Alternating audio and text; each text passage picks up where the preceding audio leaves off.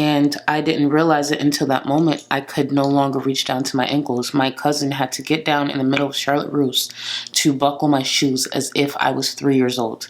It was one of the most embarrassing moments of my life. There has to be, when it's the subject of obesity, there has to be very little hand-holding. It needs to be very limited because it's such a serious problem in our country.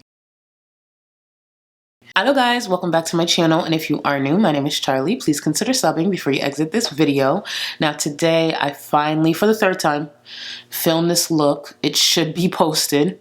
It should absolutely be posted. But before I get into the video, I just wanted to mention, because I didn't mention certain things in the video, the palette that I'll be using is the Juvia's Place Nubian 2 palette. The two colors that I primarily use is Jezebel and Cleopatra.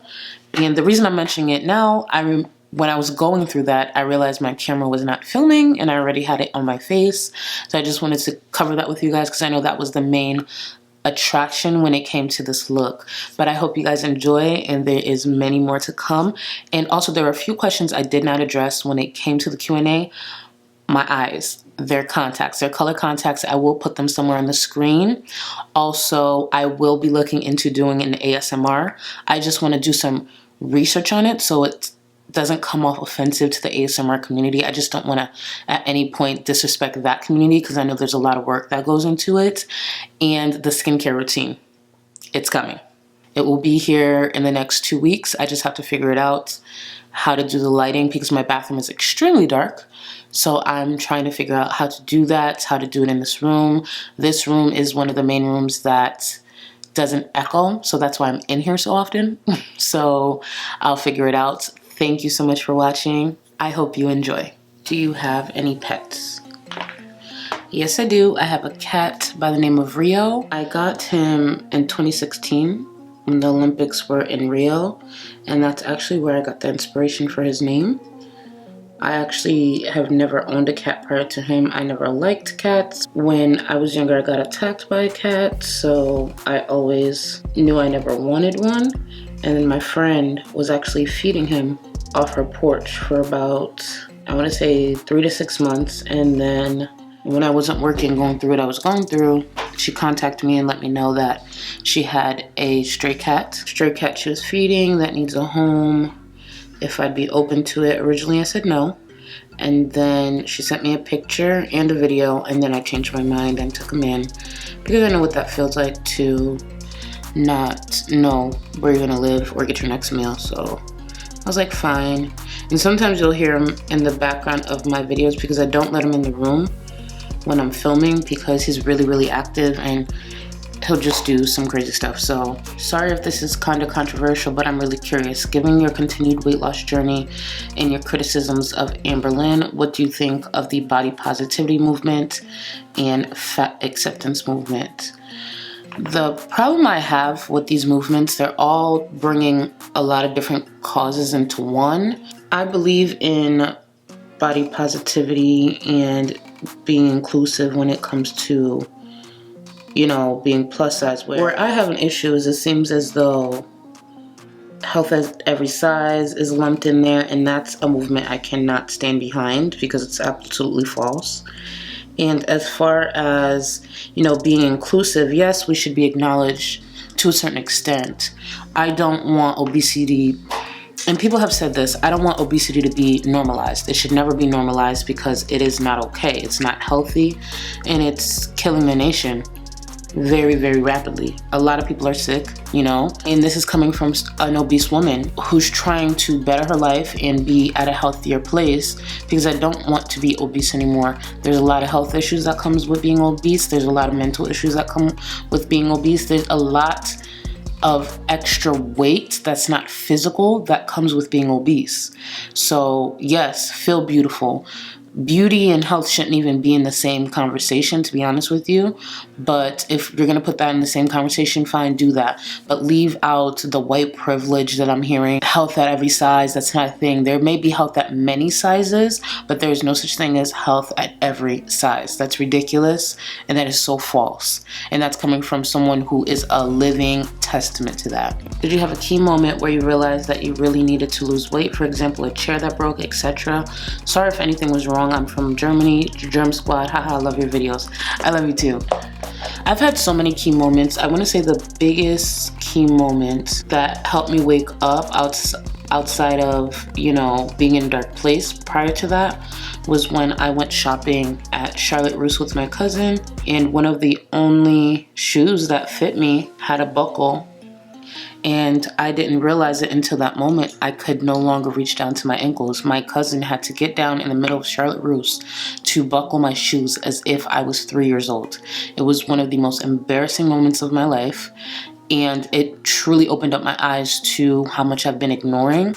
Because prior to that, I didn't realize I couldn't bend down to my ankle because I had a habit of buying clothing that's convenient, like slip-on shoes, stretchy pants, clothing that stretch with you for like 40, 50 pounds.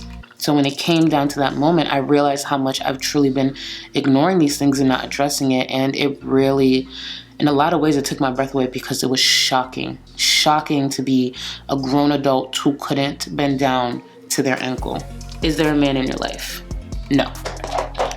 The only man in my life who is actually not in my life, and I'm sure over time we'll be getting a restraining order, is Drake. I love that man. He's not technically in my life. I'm single as fuck. When I first filmed this look for you guys, I actually was just sitting there talking about my love life. So when I film a different look, I'll sit there and have like a chit chat and just talk to you guys about my love life, my mistakes, where I am currently, who's texting me, who's inboxing me. Like I was going in depth about that. Nothing like too crazy, but I was going in depth about that, and then I messed up the footage. So this is actually now my third time filming this. Yeah, no man. And I'm pretty okay with being single. I'm open to what happens in the future because I went through a time where I just was not open whatsoever to, I was just not open to anything because I realized how much my lack of self-esteem was affecting what was going on in relationships. But as I have grown to be more comfortable with myself and at a better place, I'm open to getting to know someone slowly. So I added lashes, finished up my other eye just to get this, you know, going. In my next or moving forward in makeup videos, if you guys want to see like all the steps, I don't have a problem. It's just I wanted to make sure this Q&A wasn't like 30 minutes long because it does take me long to do my makeup, especially if I'm talking. So yeah. Can you tell us more about how you started your weight loss journey at 400 pounds? Have you ever had any slip-ups where you gained back a significant amount of weight? If so, how did you overcome that?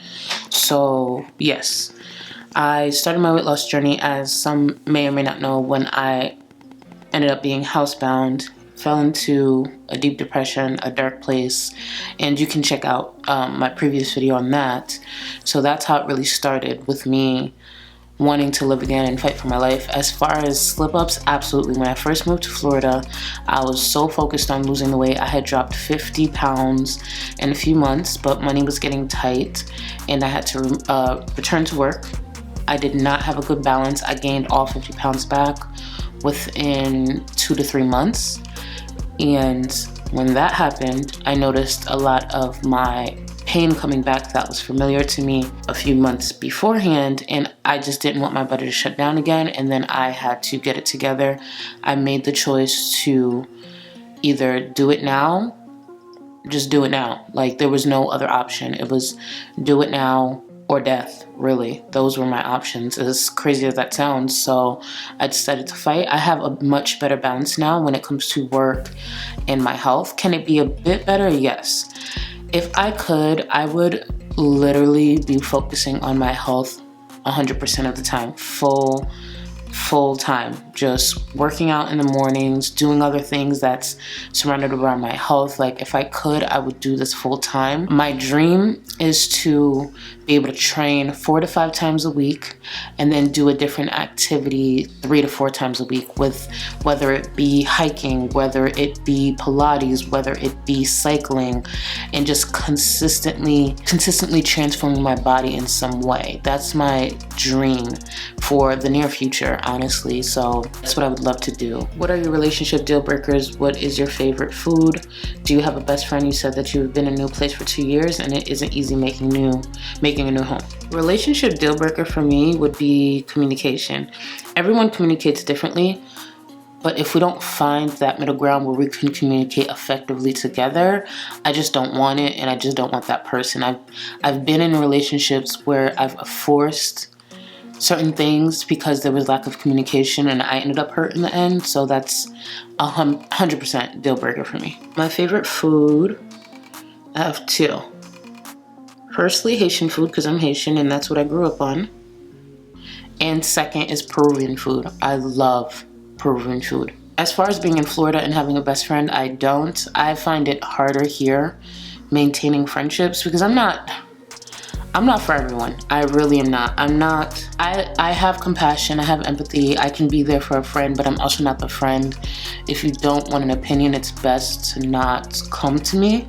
You know, I can be that shoulder to cry on, but a lot of people forget that I voice myself, I voice my opinions, I voice my concerns. So I'm not the friend that would just listen and nod. I'm the friend that will listen, nod, hold you while I give you my opinion. And not a lot of people like that. And I'm learning that. Perfect. What is your favorite phrase in your other language? So as I mentioned, I'm Haitian and I do speak Creole fluently for the most part.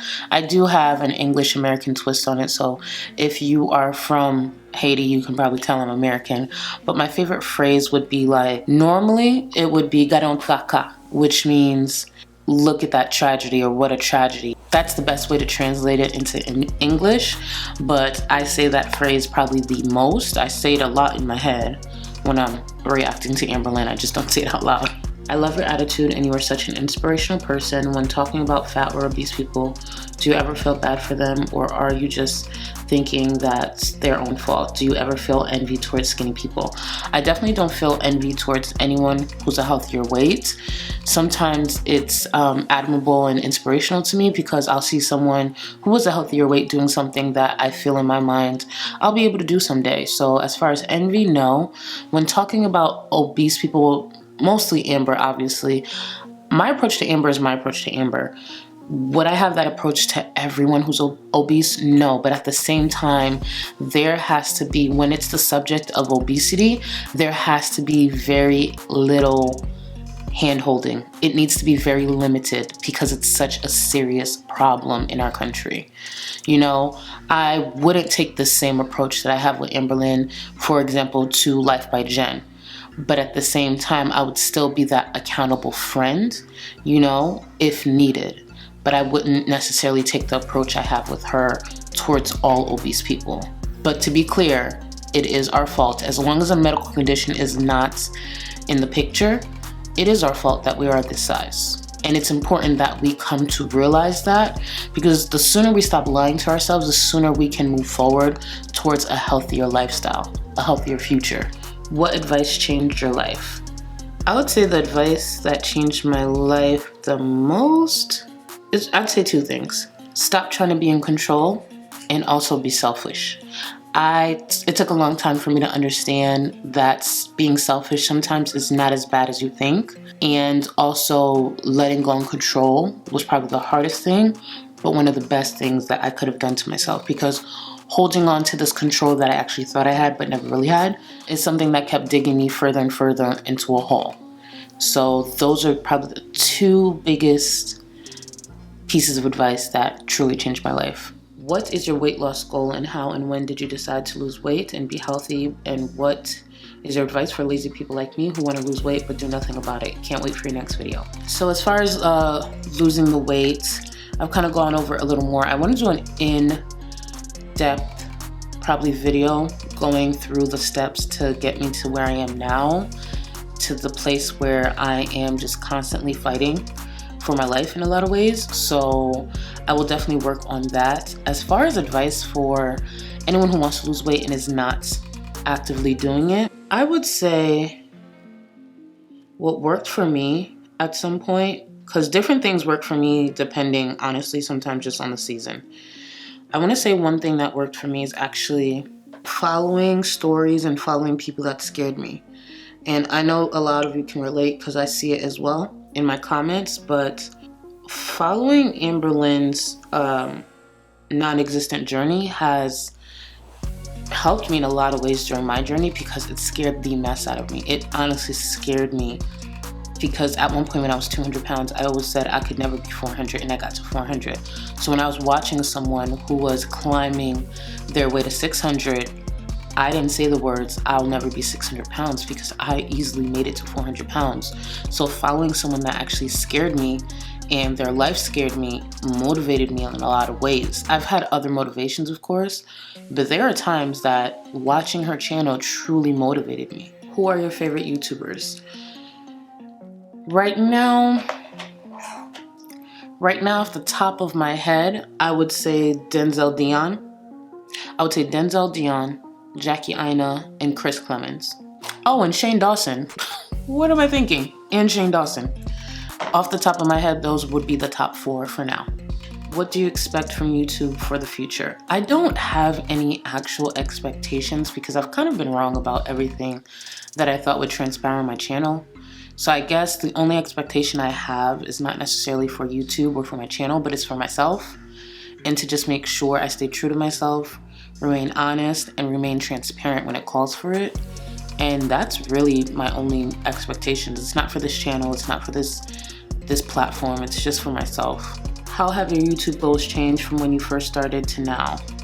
Also, congrats on all the subscribers you've gained, well deserved. Thank you, Avalon. Well, actually, because of the mass growth, at least in my opinion, it's a mass growth of my channels, my goals have changed a bit. I plan to go buy like a vision board to create it a bit because I realize, you know, there are people who actually really want to hear what I have to say, and I've been scared because of my size, because I'm not at the end goal yet. I've always been scared to voice certain things because who really takes advice from an obese woman on YouTube? But I'm realizing because people are seeing I'm actively still fighting, they still value my opinion. And I've always thought I had to be completely in shape, completely ripped at the end of my journey, looking like certain people on this platform.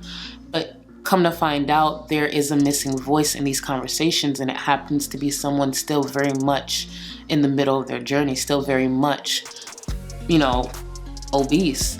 And it makes me happy to know that there's that missing piece there.